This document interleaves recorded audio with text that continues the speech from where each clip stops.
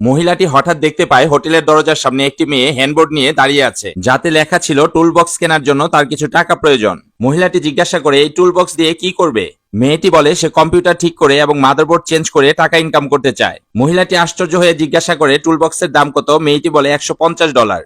মহিলাটি এমন ভাব করে যেন এটা অনেক দাম। তখনই মেয়েটা বলে সে 10টি কম্পিউটারের দোকান যাচাই করেছে এবং এটাই সবচেয়ে সস্তা। সে নিজে $50 জমা করেছে এবং আরো $100 প্রয়োজন, যাতে তারা পার্টনার হতে পারে।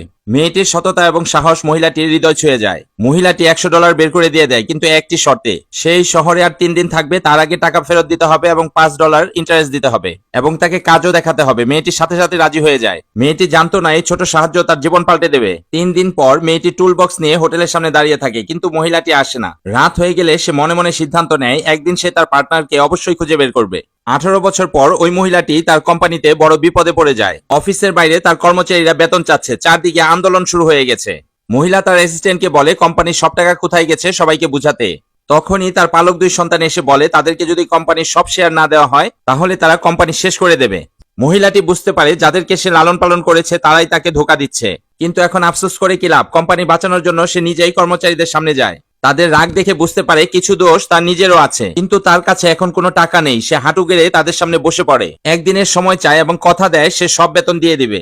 তার এই নম্রতা কর্মচারীদের হৃদয় ছুঁয়ে যায় এবং তারা তাকে একদিনের সময় দিয়ে দেয়। ওই একদিনে মহিলা তার বাড়ি গাড়ি বিক্রি করে দেয়, কিন্তু তবুও টাকা ম্যানেজ হয় না।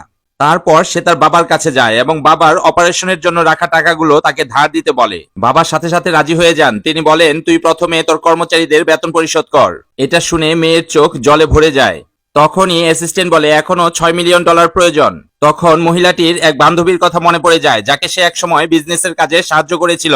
সে ভাবে এখন তো সে অবশ্যই সাহায্য করবে, কিন্তু বান্ধবী তাকে উপহাস করে, অপমান করে এবং তাকে বাধ্য করে সে যেন কোম্পানির সম্পূর্ণ মালিকানা দিয়ে দেয়। তখন মহিলা দেখতে পায় তার পালক 2 সন্তান সেখানে উপস্থিত। সে বুঝতে পারে এটা তাদেরই প্ল্যানিং, যাতে তারা দেশের সবচেয়ে বড় ফাইন্যান্স কোম্পানির সাথে পার্টনারশিপ করতে পারে। কিন্তু তারা জানতো না এই ফাইন্যান্স কোম্পানির মালিক ওই ছোট মেয়েটি, যাকে ওই মহিলাটি একসময় $100 দিয়ে সাহায্য করেছিল। মেয়েটি ওই সাহায্যের কথা কখনো ভুলেনি। সে দীর্ঘদিন যাবৎ তাকে খুঁজতে থাকে এবং কিছুদিন আগেই তার কথা জানতে পারে।